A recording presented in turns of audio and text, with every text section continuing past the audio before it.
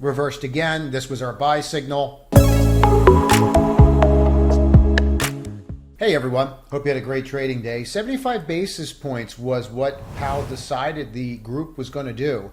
The vote was 10-1, which is really good, but what we're going to focus on is what to do now and what to trade. So let's just start here, JNK, and we're going to walk through everything. We've been talking about this one for a while, and yesterday we got this. We got this long-legged doji.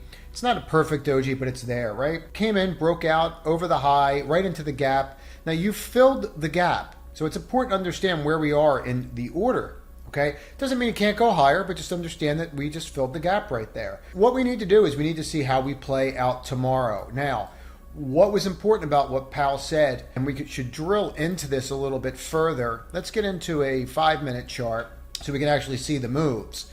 So came out, right? News comes out and does what it always does at that 2 o'clock. It goes up and then goes in the opposite direction. We never really know what it's going to do. 2:30, if you take a look, that's when the conference call started. We went over it for those that are listening to this in the trading room. We went through this today, when the call was going on and what he was saying and why it was important. When this happened and when we reversed here and people started to buy bonds, why was this important? Well, it was important because he said, hey, 75 basis points, we're not going to do this all the time, but we need to get this under control. Well, that's a very different tone than he's had in the past. So people are saying, well, we rallied because it's 100. We thought we might get 100 basis points. No, we rallied because he came out and said that he's got it, that he's got control and he can see where we're going. There are some comments later in the day about him maybe moving a little too short term, but looking at the CPI and then making a decision. But that said, I think he did the right thing with 75 basis points today, and the bond market responded. Always watch the bond market first. Why? Because bonds, you really can't move around and play with as much, right? It's a little harder. So we can kind of see that move down at 2 o'clock, and then we could just see the sell-off.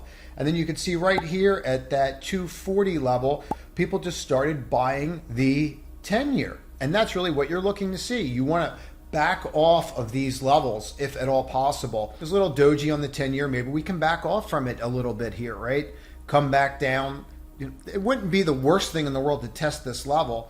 The important thing is that he said he's on it. He understands the risks. And it was a much different tone that we've had before. And I think that's really important for us to take a look at. Now, to me, the easiest trades are going to be your ETFs right now. And that's where I'm going to tell you to keep looking at. So this was something that we were playing around with.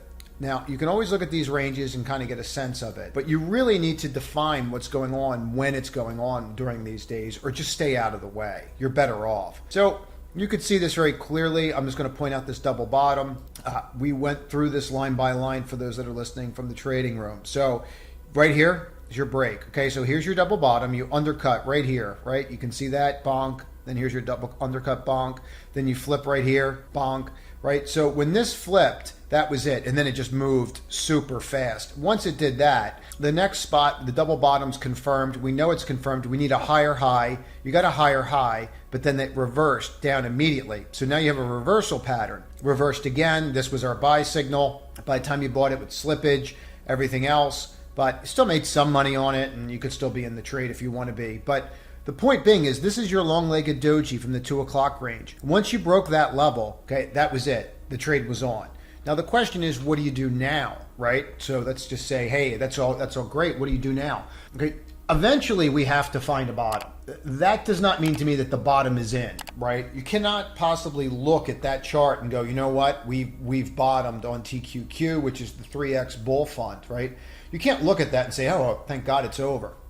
Let me rephrase that. I can't do that. Maybe you can, but I don't have that ability. So I have to look at this and go, well, what is this really telling me? Well, this is what it's telling me. Okay, this is massive volume of buying, massive. Last time we had volume like this was here. We had a little uptick, pulled back, little uptick. Well, what has that really led to in the past couple days? Okay, we really haven't gone anywhere on the low end. I'm just looking at TQQ since May 12th. We really haven't done anything in the month. Just kind of bouncing around a little bit, right? So let's just see how that plays out. Let's get rid of these levels and let's just drill into this a little bit more. And let's just look at something as simplistic as the 5. Well, where did we close today? We couldn't close over the 5-day. Okay, so that's a concern. So what we'd want to do is we'd want to drill in. Usually we do the indexes at the end.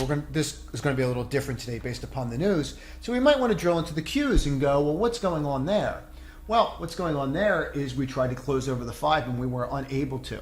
Now, does that mean that we're not going to close over the 5 tomorrow? No. We have jobless claims numbers tomorrow at 8:30. He made it very clear on that call today. He is looking at up-to-date data.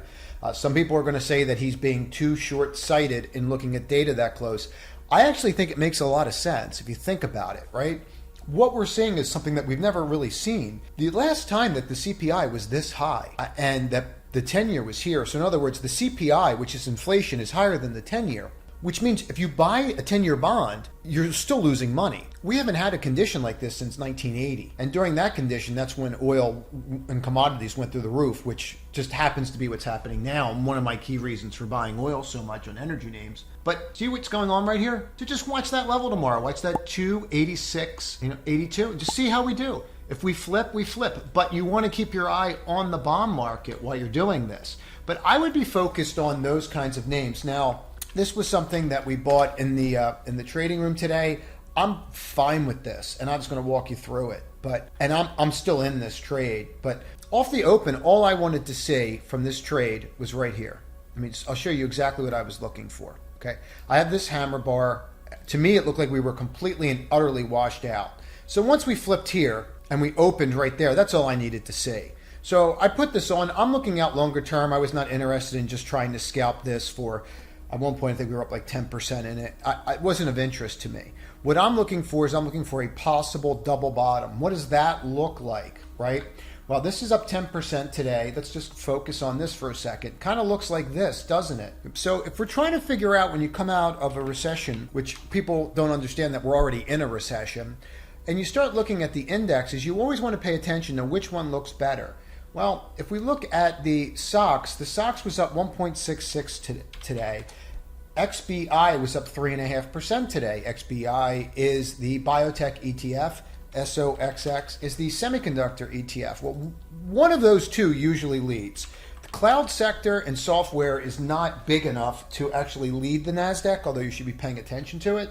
So you need a leading sector. So usually it's going to be, you can either use XBI or IBB, it's entirely up to you, but both outperformed today and they both outperformed the SOX. And the bottom line is, as long as that continues, you need to be paying attention to that. And that's what I like. I like looking at these biotech names. Biotech names also don't have the same inflationary problems that semiconductors are going to have, right? Consumerism is not really biotech. If you need the drug, you're going to take the drug. So kind of think about it that way. And so some of these names that we're playing with and looking at, I'm really looking at this crisp a lot. I'm really looking at this and I'm waiting to see how we flip tomorrow and what we do here. But I like this a lot, and I think structurally this is pretty sound. Now, if you throw in some of the indicators, what didn't we close above the 5-day? What do we want to make sure that we're above the 5-day? But look where you are in the RSI, and look how it's turning right there. So for those that haven't watched that RSI video, I will link it at the end. Also, make sure you subscribe to the channel, click all notifications. As you can tell by this video, I try to pack as much information in a short period of time. But I'm looking at that. I'd be looking at this FedEx too. I don't really care that we backed off. We backed off because of the news today, and you had a huge move up after 2 days. Let this base and go higher. 53% increase in the dividend and 3 board seats to Shaw, who is a turnaround expert. 241 might be the beginning. You could start trading back, and then we're going to go into the holiday season too. So I really like this. But if you take a look at some of the other big names that people were trading, like Tesla, well, we did close above the 5-day on Tesla today. That's important. We drill into Tesla and just take a look at what's going on out there. Let's get rid of all the indicators. We did close above the high, very similar to what Apple did as well, right? See how Apple closed above the high? So we established these ranges, and we formed flags a little bit, didn't we? So that's a good sign. We want to see that. But I would, again, be very cautious going into tomorrow. We have some longs that we put on, and we're looking to put some other on. But let's talk about the SPY and what's going on out there. We need this to do exactly this. We need this to get above the 5. What it did instead was hit the 5 and then stop. So keep those levels. They're the ones you want to watch. This RSI is turning up. That's exactly what we want to see. If you're interested in exact entries and exits and some of the trading strategies, feel free to click this link in the top right corner. It'll give you a preview of the trading room. And there's also a link to join the trading room in the description of this video and some other videos that you might want to watch. I do want to point one thing out. We have been basing over a month, and I want to leave you with this. You've been basing over a month. So this is the Ichimoku cloud, okay? And if you just put the cloud in itself, I think you'll be very happy with this. But usually when you're above the cloud, it's usually a buy signal. I'll link a video at the end of this so you can watch exactly how to use this. But we're over on CRISPR. So what you want to do with your positions, if you're starting to look longer term and you're, quote, trying to bottom feed, this is one of the only leading indicators out there, right? Because this cloud is created by the past and gives you a leading indicator that you can then utilize as the stock moves because you know what levels to look for. It's really important to start looking at these as some of these stocks have based. You'll be able to go through certain ones and go, okay, this just popped over the cloud for the first time. How did it act last time it popped over the cloud? Fairly good. And then you'll be able to sort through other ones and go, well, did this pop over the cloud yet? No, it's still under. So you'll be able to make those determining factors on which ones you should be looking at and maybe which ones that you should not be paying attention to. Hopefully you pick up what I'm putting down. Have a great night, everybody. Trade to win tomorrow.